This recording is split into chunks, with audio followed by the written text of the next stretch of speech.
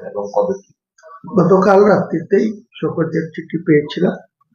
আমাদের দলের মাননীয় পরিষদীয় মন্ত্রী, কৃষি মন্ত্রী এবং ডিসিপ্লিনারি কমিটির অন্যতম সদস্য শুভমদেব চট্টোপাধ্যায়ের একটা লিখিত চিঠি এবং 31 সেকেন্ডের একটা ভিডিও ক্লিপ, যেটা আমারই বক্তব্য ছিল, সেটাকে উনি পাঠিয়েছিলেন।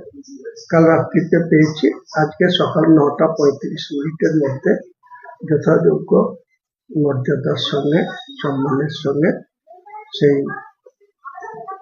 জবাব দিয়ে দিয়েছি, সকলের উত্তর দিয়ে দিয়েছি। কিসের মাধ্যমে উত্তরটা দিলেন?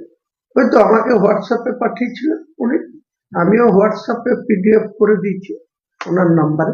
আপনি যে মন্তব্য করেছিলেন সেই মন্তব্য কি এখনো অনড় আছেন না? হয়তো আমি তো মন্তব্য দলের বিরুদ্ধে তো কোনো কথা বলিনি।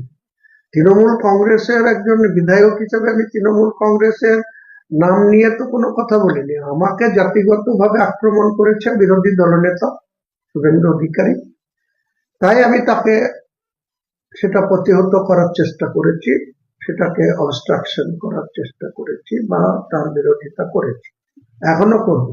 দল যদি এতে খুশি না হয় তো আপনার বিরুদ্ধে যদি দেখুন, এইসব প্রশ্নের কোনো মানে হয় না। দল খুশি কি খুশি না, দল কোনো ব্যবস্থা নেবে কি নেবে না, সেটা দলের সর্বোচ্চ নেতৃত্ব এবং ডিসিপ্লিনারি কমিটির মাননীয় সদস্যদের অধিকারের মধ্যে পড়ে। তেনারা যা খুশি সিদ্ধান্ত নিতে পারেন, সেটা নিয়ে আমার কি বলার থাকে। আপনি কি এই ব্যাপারে ক্ষমা চাইবেন দলের কাছে? প্রশ্নই নেই। আমি অন্যায় করিনি তো ক্ষমার প্রশ্ন আসছে?